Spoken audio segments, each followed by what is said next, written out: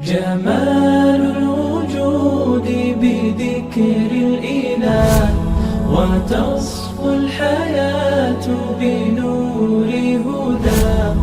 جمال الوجود بذكر الإله وتصفو الحياة بنور هدى. الحمدللہ رب العالمین والصلاة والسلام علی رسولہ الامین وعلی آلہ واصحابہ اجمعین. اما بعد، اعوذ باللہ من الشیطان الرجیم. بسم اللہ الرحمن الرحیم. السلام علیکم ورحمۃ اللہ وبرکاتہ. محترم سامعین، اردو کمیونٹی بحرین آپ سب کا خیر مقدم کرتی ہے. آج کے اس سیشن میں انشاءاللہ ہم جلیل القدر صحابی حضرت ابو عبیدہ بن جراح کے زندگی کے چند اہم واقعات کے اوپر انشاءاللہ ہم سنیں گے. آپ سب جانتے ہیں کہ حضرت ابو عبیدہ بن جراح کے متعلق اللہ کے رسول کریم صلی اللہ علیہ وسلم نے ارشاد فرمایا، ہر امت کے ایک امین ہوتے ہیں اور میرے امت کے امین حضرت ابو عبیدہ بن جراح ہیں. تو اس طرح ان کی جلیل القدر صحابی کا آپ اندازہ کر سکتے ہیں.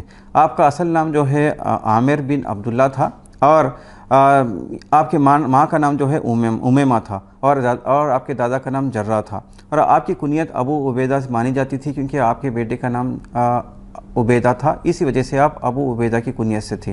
لیکن یہاں پہ عامر بن عبداللہ کے بجائے آپ کا جو نام تھا عامر بن عبداللہ کے بجائے آپ کی کنیت ابو عبیدہ بن جراح سے بڑی فیمس تھی، کیونکہ جراح ان کے دادا تھے اور جو ہے وہ فیمس پرسنالٹی تھی. کہا جاتا ہے کہ وہاں پہ جو لوگ عام ہوتے ہیں، جو ان کی شہرت ہوتی ہے، انہی سے جو ہے لوگ جانے جاتے ہیں. اس طرح یہ بھی کہا جاتا ہے حضرت ابو عبیدہ بن جراح عامر بن عبداللہ کے بجائے ابو عبیدہ بن جراح کے نام سے وہ مشہور تھے. اور یہ بھی کہا جاتا ہے کہ آپ جو ہے عشرہ مبشرہ میں جو ہے شمار کیا جاتے ہیں، اور آپ کے والد جو ہے پیشے کے لحاظ سے تاجر تھے اور جو ہے بڑے جنگجو شخص تھے. اس لیے جو ہے انہیں بچپن سے ہی ان کو شہ سواری سکھائی تھی. اور آپ جو ہے اسلام لے کر آئے حضرت ابوبکر صدیق رضی اللہ تعالیٰ عنہ کی ترغیب سے.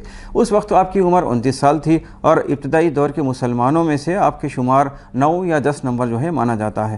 اور آپ کی شخصیت ہر اعتبار سے متاثر کن تھی، اور تمام قبیلے والے جب آپ ایمان لے کر آئے، تمام قبیلے والوں نے آپ کے والد عبداللہ بن جراح کو بہت لعن طعن کرتے تھے. اور اسی وجہ سے، اور یہ ان کی لعن طعن کرنے کی وجہ سے عامر بن عبداللہ بن جراح بھی بار بار ان کو اذیتیں دیتے تھے، اور جب گھر سے باہر نکلتے اور قبیلے والوں نے بھی بہت سارے اذیتیں دیتے تھے. یہ ساری اذیتوں سے آپ جو ہے بڑے پریشان تھے. اس وقت میں اللہ کے رسول صلی اللہ علیہ وسلم نے اجازت دی کہ لوگ جو ہے ہجرت کی حبشہ کو ہجرت کر سکتے ہیں. تو اس وقت میں حضرت ابو عبیدہ بن جراح بھی حبشہ کی ہجرت کی تھی. اس کے بعد چند روز وہاں پہ گزارے. کہا جاتا ہے کہ آپ واپس مکہ آئے. پھر اس کے بعد جب مدینے کی ہجرت کا موقع آیا، اس وقت میں بھی آپ مدینے کی ہجرت کی. اس طرح آپ جو ہے 2 ہجرتوں میں آپ نے حصہ لیا. پھر اس کے بعد آپ یہ بھی کہا جاتا ہے کہ رسول کریم صلی اللہ علیہ وسلم نے تقریباً آپ صلی اللہ علیہ وسلم جو ہے ان کی حضرت ابو عبیدہ حضرت رسول کریم صلی اللہ علیہ وسلم کے ساتھ بہت ساری زندگی انہوں نے گزاری. اصحاب صفہ میں انہوں نے زندگی گزاری، اور دن کے وقت میں اللہ کے وسلم کے ساتھ جو ہے قرآن سنتے، یاد کرتے، حدیث یاد کرتے، اور رات کے وقت میں نوافل میں اس کو جو ہے تلاوت کرتے اور جو ہے یاد دہانی کرتے. ایک بار کا واقعہ ہے کہ نجران کے کچھ لوگ جو ہے اللہ کے وسلم کے پاس آئے، اور انہوں نے کہا کہ ہم کو ایک ایسا شخص بھیجیے جو ہم کو اسلام کی دعوت دے، اور ایسا امین بھی بھیجیے تاکہ جو ہے ہمارے ہاں سے جو بھی یہ بھی کہتے ہیں کہ ہمارے ہاں سے جو جزیہ ملتا ہے وہ وصول کرنے والے بھی شخص ہو. تو اس طرح آپ صلی اللہ علیہ وسلم نے فرمایا کہ آپ ظہر کی نماز کے بعد آئیے. تو لوگ جو ہے پریشان ہوئے. اس وقت میں حضرت عمر رضی اللہ عنہ بھی وہاں پہ موجود تھے. وہ کیا کہنا چاہیے کہ ان لوگوں میں جب جو ہے حضرت عمر رضی اللہ عنہ کی دل میں جو ہے بڑی خواہش پیدا ہوئی کہ ایسا کون سا پرسنالٹی ہے، کون سے شخص ہے جن کو اللہ کے صلی اللہ علیہ وسلم نے کہا کہ میں وہ شخص کو دوں گا لیکن ظہر کی نماز کے بعد. حضرت عمر رضی اللہ عنہ جو ہے وقت سے پہلے آئے، نماز میں بیٹھے. اس وقت میں اللہ کے صلی اللہ علیہ وسلم بھی تشریف لائے، اور لوگ آپ صلی اللہ علیہ وسلم کا انتظار کرتے رہے. اور آپ صلی اللہ علیہ وسلم نے کہا کہ حضرت ابو عبیدہ کہاں ہے؟ تو اس وقت میں حضرت عمر رضی اللہ عنہ پریشان ہو گئے کہ اتنی بڑی پرسنالٹی، اتنی بڑی شخصیت جو ہے حضرت ابو عبیدہ ہے. اس وقت میں آپ صلی اللہ علیہ وسلم نے حضرت ابو عبیدہ کا ہاتھ پکڑا اور نجران کے لوگوں کے حوالے کرتے ہوئے کہا کہ یہ شخص جو ہے امین ہے، اور جو ہے ہر امت کا ایک امین ہوتا ہے. میرے امت کے امین جو ہے حضرت ابو عبیدہ بن جراح ہے. اس طرح ان کی پرسنالٹی کو ہم اندازہ کر سکتے ہیں. اور بدر کے میدان میں بھی ایک یہ تھا کہ ہر کنبے اور قبیلے کے لوگ ایک دوسرے سے جو ہے اس میں خلاف میدان جنگ میں تھے، کسی کا باپ، کسی کا بیٹا اور کسی کا بھائی، تو اس وقت جو ہے ہر رشتے کے خلاف میں جو ہے یہ بدر میں لڑائی میں موجود تھے۔ لیکن بدر کے میدان میں ابو عبیدہ جو ہے اپنی شمشیر کے ہر جوہر دکھاتے، لوگوں سے آگے بڑھتے، اور جو بھی ان کے آگے آتا اس کا سر جو ہے کٹ جاتا تھا۔ لیکن ایک شخص جو ہے بار بار حضرت ابو عبیدہ کے سامنے آتا، تو اس وقت میں حضرت ابو عبیدہ وہ شخص کی طرف دیکھتے اور جو ہے پلٹ کر چلے جاتے۔ لیکن واقعہ یہ ہوا کہ پھر وہ شخص آپ کے سامنے آیا اور آپ کے سامنے کھڑا ہو گیا دیوار کی طرح۔ اب جو ہے ان کو کچھ چارہ نہیں تھا، اس وقت میں آپ نے جو ہے ایک تلوار ماری، اس کا سر جو ہے جسم سے الگ ہو گیا۔ وہ کوئی اور شخص نہیں ہے، حضرت ابو عبیدہ کے باپ تھے۔ تو اس سے اندازہ لگا سکتے ہیں کہ حضرت ابو عبیدہ بن جراح کی کیا پرسنالٹی تھی۔ اور یہ بھی کہا جاتا ہے کہ حضرت عائشہ رضی اللہ عنہ سے بھی یہ روایت ہے کہ ابو بکر رضی اللہ عنہ جو ہے احد کے دن بھی جو ہے اپنا پورا رول ادا کیا، کیونکہ اس وقت میں حضرت ابو بکر صدیق کہتے ہیں کہ جب جو ہے اللہ صلی اللہ علیہ وسلم کو ہم نے ان کی جو ہے وہاں پر خیام گاہ میں چھوڑ کر چلے گئے تھے، تو اس وقت میں جب وہ جو واقعہ ہوا تو سب لوگ دور سے نکل گئے تھے، تو حضرت ابو بکر دیکھے کہ حضرت اللہ کے وسلم اکیلے ہیں۔ اس وقت آپ نے دوڑے، اس وقت میں ایک شخص نے اپنے گھوڑے پر دم دماتے ہوئے آیا، اور ایک کیا کہنا چاہیے کہ اس وقت میں دیکھے حضرت ابو بکر نے ان کے لیے دعائیں کی، اور وہ کوئی اور شخص نہیں، حضرت ابو عبیدہ بن جراح تھے۔ تو اس وقت میں حضرت محمد صلی اللہ علیہ وسلم جو ہے زخمی ہو گئے تھے، اور کچھ کڑیاں جو ہے ان کے نچلے حصے میں مطلب کہ چیک بون میں جو ہے پھنس گئی تھی۔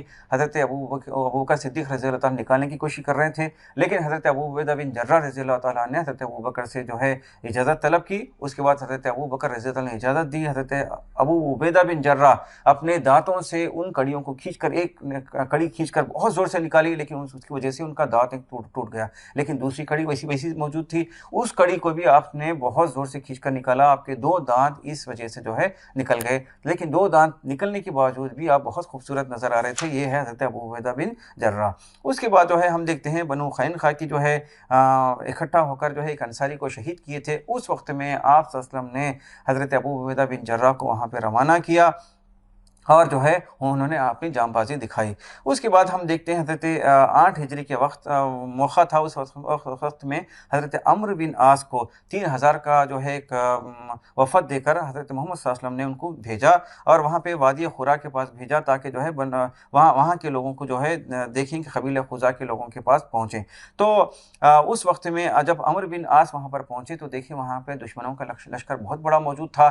امیڈیٹلی آپ نے جو ہے ایک شخص کو جو ہے بھیجا اور کہا کہ اللہ صلی اللہ علیہ وسلم کو بات پہنچائیے، اور ہم کو اور جو ہے کیا کہنا ہے شہ سوار چاہیے اور لوگ چاہیے، تاکہ دشمنوں کا لشکر بہت بڑا ہے۔ اس وقت میں آپ صلی اللہ علیہ وسلم نے بہت بڑے اکابرین نے کیا کہنا چاہیے کہ صحابہ کو اکٹھا کیا، اور اس وقت میں 200 صحابہ کو آپ نے جمع کیے، اور علم جو ہے حضرت ابو عبیدہ بن جراح کے ہاتھ میں دے کر ان کو جو ہے روانہ کیے۔ حضرت ابو عبیدہ بن جراح جو ہے 200 آدمی لے کر وہاں پر پہنچے۔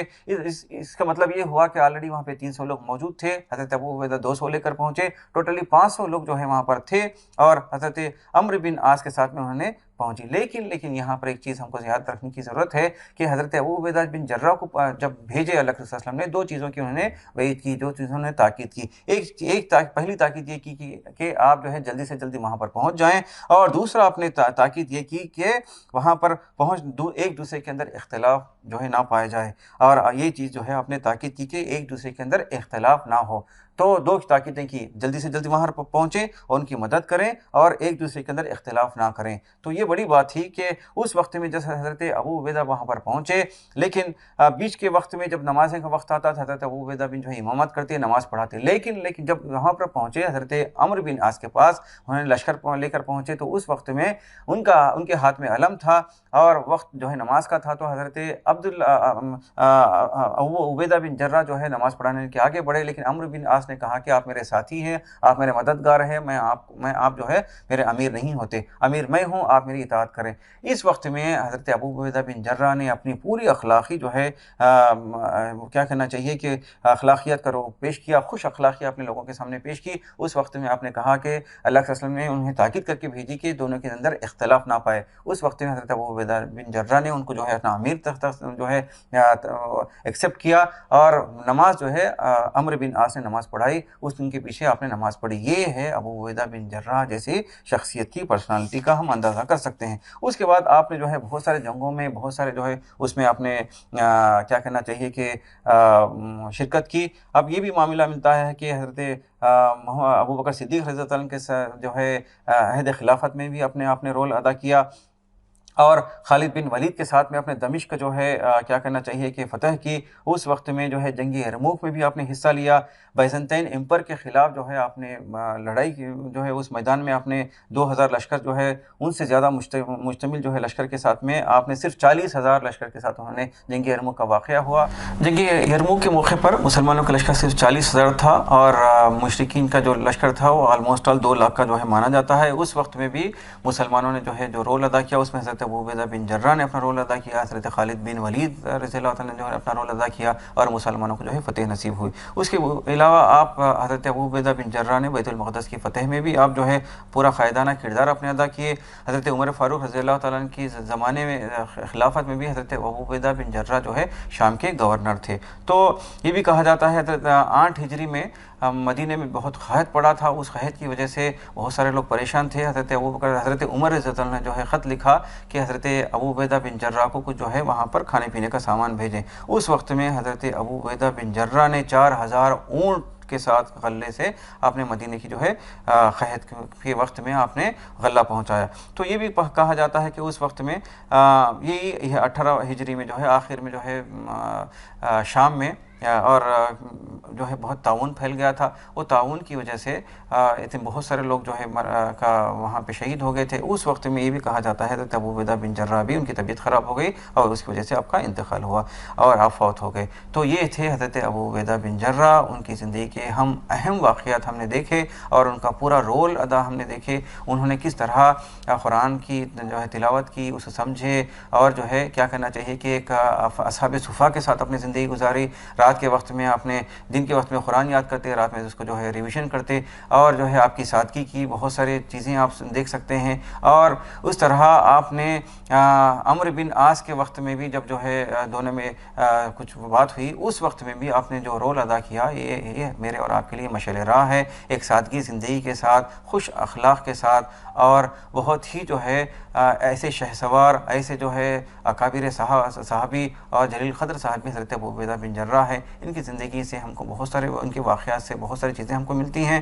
میں آپ سب سے گزارش کرتا ہوں کہ ان کی زندگی کے اور بہت سارے واقعات، ڈھیر سارے واقعات ہیں، ان کو پڑھیں، سمجھیں اور جو ہے اپنے بچوں کو بھی بتائیں کہ حضرت ابو عبیدہ بن جراح جو ہے کیسی پرسنالٹی تھی، کس طرح انہوں نے اپنی پوری زندگی اللہ کے رسول صاحب کے ساتھ میں گزاری۔ اس کے بعد بھی آپ نے پورا وفادارانہ کردار ادا کیے۔ اس کے بعد جو ہے وہاں کے گورنر ہونے کے بعد، وہاں پہ تعاون پھیلنے کے بعد بھی وہاں سے نہیں گئے، تاکہ جو ہے اپنی جان کو بچانے کے لیے وہیں پہ موجود تھے اور اسی کی وبا کے تحت آپ کا جو ہے فوت ہو گیا۔ یہ تھی چند باتیں۔ جزاکم اللہ خیر۔ السلام علیکم ورحمۃ اللہ وبرکاتہ۔